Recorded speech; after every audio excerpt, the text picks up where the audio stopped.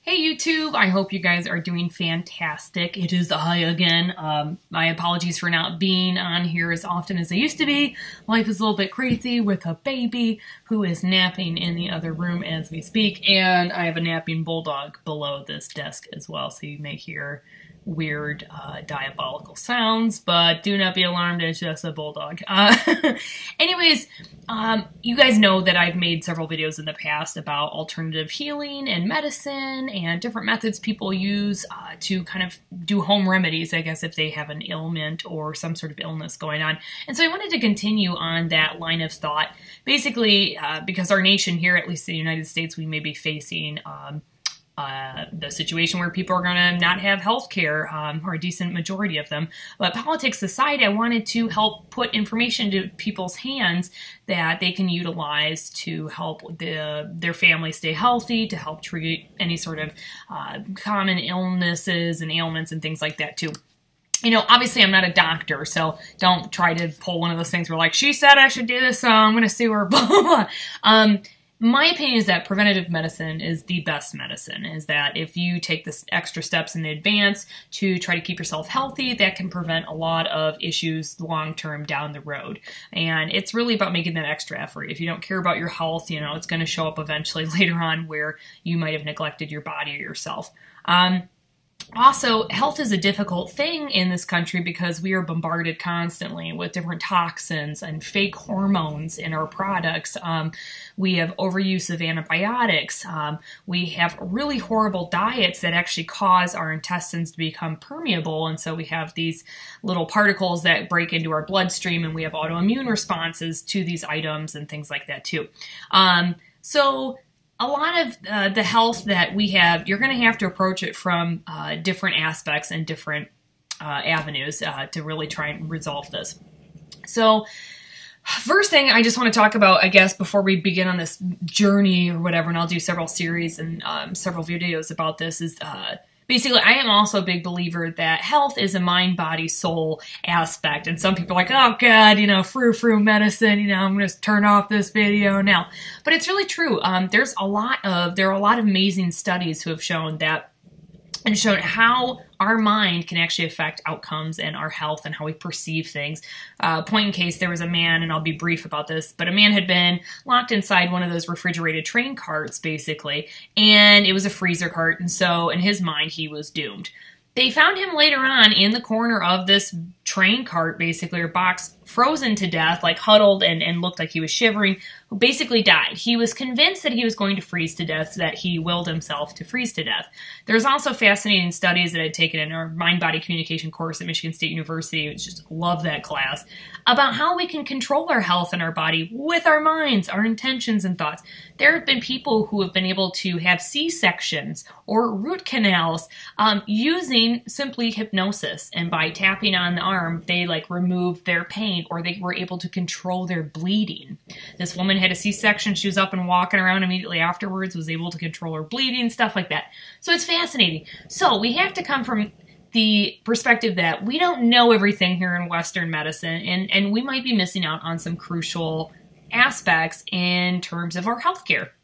And I'm not saying we have to use like chicken bones and like crazy weird voodoo things. That's not the point. But to be open-minded about things where, are we mentally and emotionally happy? Are we in a balanced lifestyle? Are we constantly stressed out? I mean, there's plenty of evidence and studies out there that show, you know, stress wreaks havoc on the body and causes chronic illness, things like that. In this country, we are like morbidly unhappy. Our health is horrible, but basically, we don't have a healthy work-life balance, blah, blah. So you guys can see where I'm going with this, where if you want to be happy, you're going to have to make sure that everything in your life is in balance. Otherwise, somewhere in this delicate little dance, something's going to become out of whack, basically, and you become sick. So the thing I wanted to approach here is xenohormones. Let's just start with that for a second.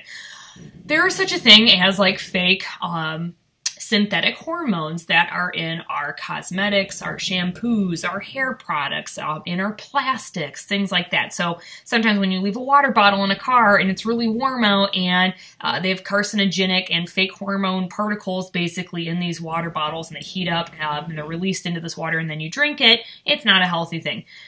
it's really difficult to try to eliminate these fake xenohormones and xenoestrogen, things like that from your environment because they're in everything, like plastics. It's really hard. And so do you become paranoid and try to fight off everything? The best thing that I recommend is like using natural products like seventh generation or renewable type laundry detergent that doesn't have fake estrogens in it. Using natural cosmetics that are organic. Sometimes I'll use like physician's formula and other stuff. And no, I'm not getting paid to say this, but things like that. Or just don't use makeup, you know, like don't put dirt on your face. It might cause acne, and then you have to use another product, and this vicious cycle starts. So xenohormones are a little bit tricky. There are ways to detox your system from these fake hormones, but the best way to start off with is eliminating your exposure to them. And also, unfortunately, like birth control and our birth control methods in this country. Eventually, I went off birth control. Yes, ironically, I had a child later on. But when you are constantly taking fake hormones like that, it wreaks havoc in a lot of different ways. There's actually evidence now that when you're taking birth control pills that they actually harm the immune system. And there's a lot of other side effects that they don't really teach you about or talk to you about before they, you know, pop a pill in your mouth. And so before you're going to take any sort of medication, I would make sure that they're not going to have any like cross adverse reactions or problems with other medications. And also, like, what are their side effects in general on their own?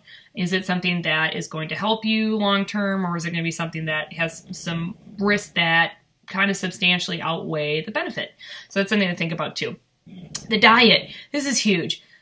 I can't even begin to explain like how excited I am that Western medicine is opening itself up to probiotics and gut balance and gut health and things like that too. We are on the tip of the iceberg here in this country, at least in America, regarding health and our immune systems and the gut. A lot of different cultures and past civilizations have treated health in terms of a gut problem. Like everything starts in our stomach and our gut with our bacteria and things. So with the standard American diet, which is SAD, SAD, typically we have a overabundance of processed foods. And it's not just, oh, they're not as nutritious. The problem with these overprocessed foods is that they actually break down our stomach and our intestinal lining. And when that happens, there's a phenomenon known as leaky gut syndrome or leaky gut disease, whatever you want to call it. But basically, particulates that are undigested food particles, which you can help by taking digestive enzymes, probiotics, things like that.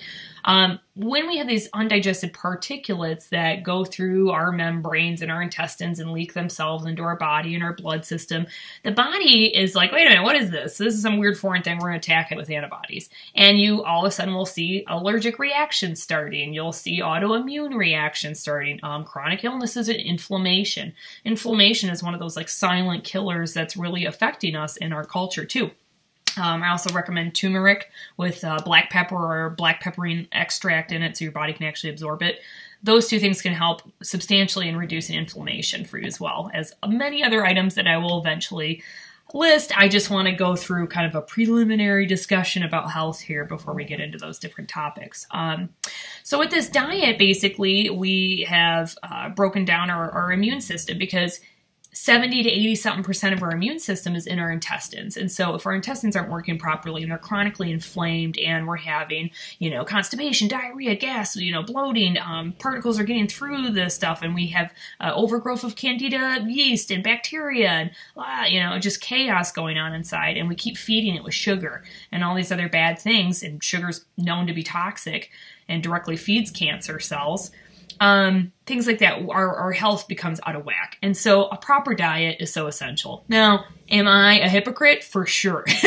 I like to have a drink once in a while. I will have coffee once in a while, or, I might eat some red meat once in a while too.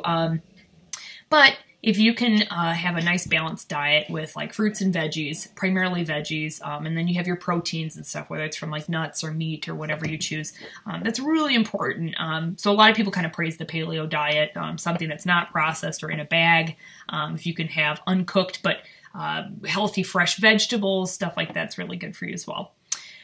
Things you can do to cure your leaky gut would be like L-glutamine powder. You can do a bone broth fast for 3 days, but bone broth medicine is an ancient Chinese medicine that's been around for eons, basically, and helps heal that lining.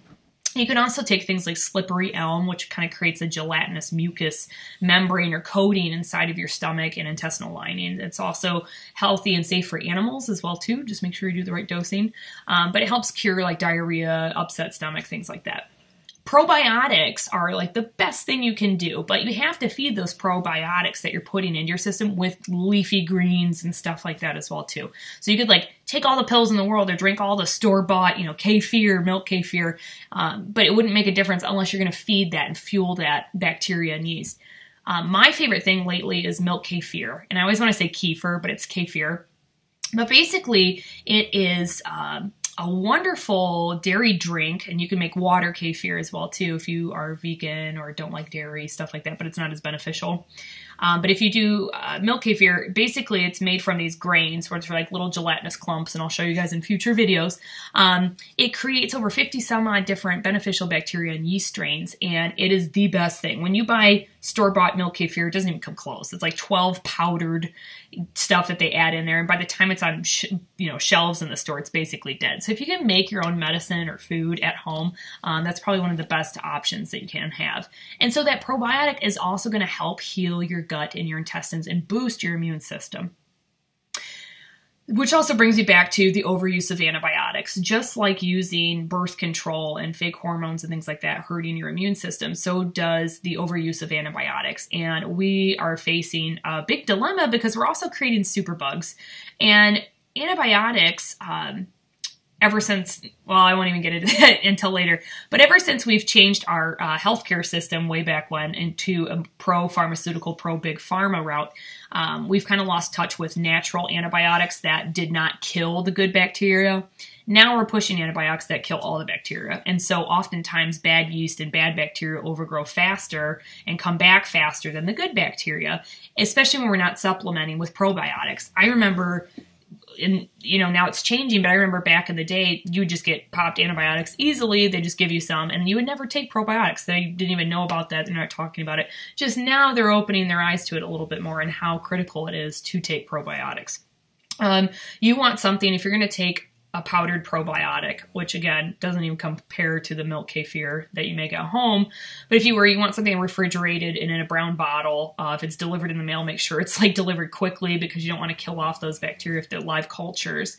And you want something in the billions, like 50 plus billion, 80 plus billion, and multiple different strains, like 14 to 18 strains or so.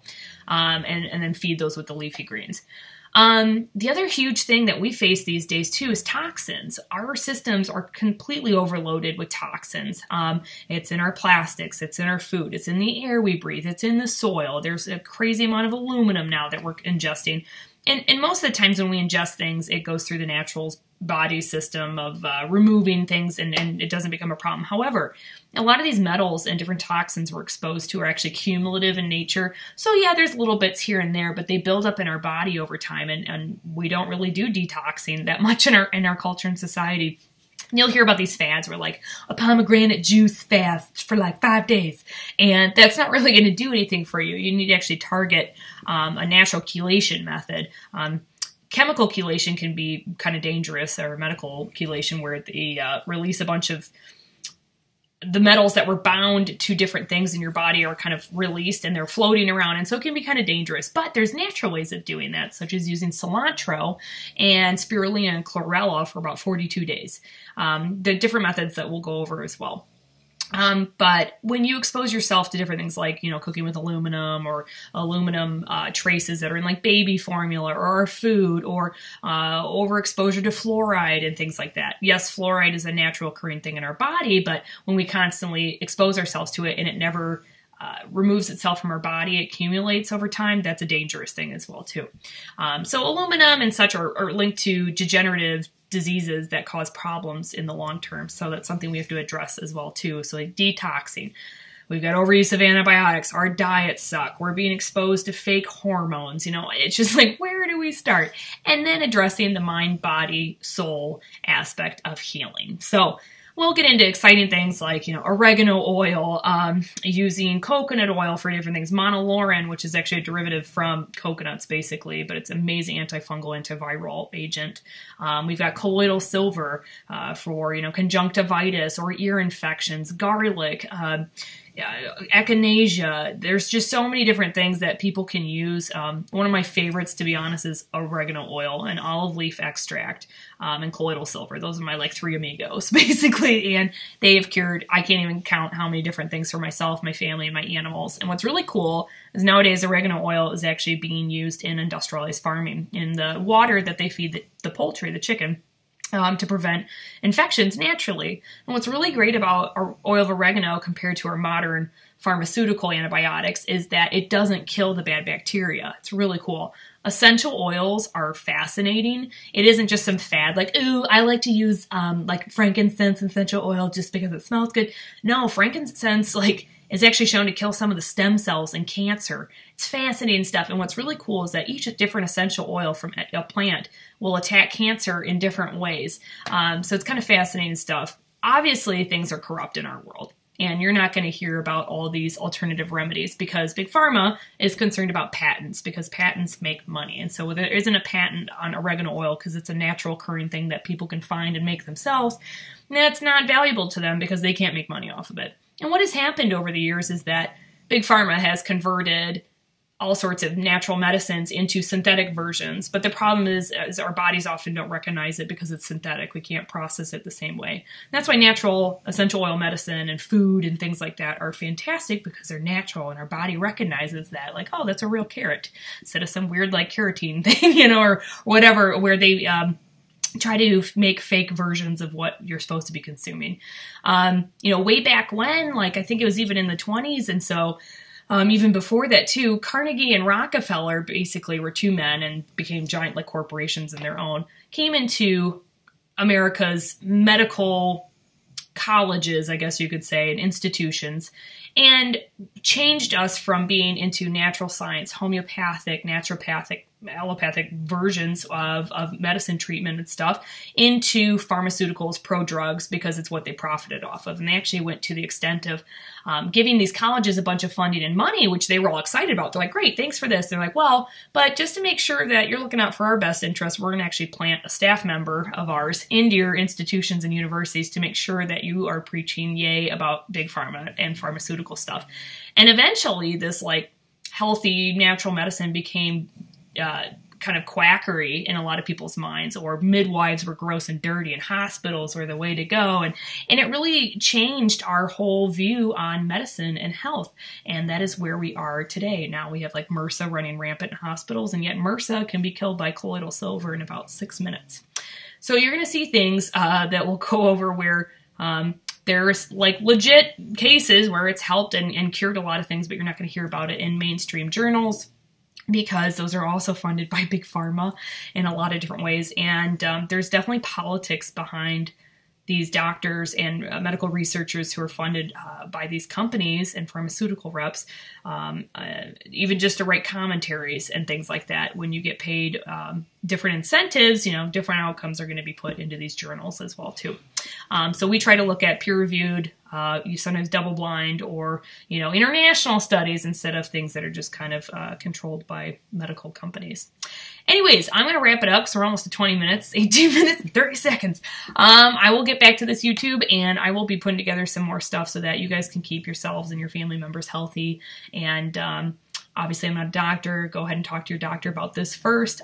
Don't be surprised if they don't know what you're talking about. But it's a good idea to speak with your doctor. And keep in mind that they, I think, usually take only about one nutrition class. So who knows? Anyways, YouTube, I will talk to you soon. You guys have a great day. Mwah. Love you much. Bye-bye.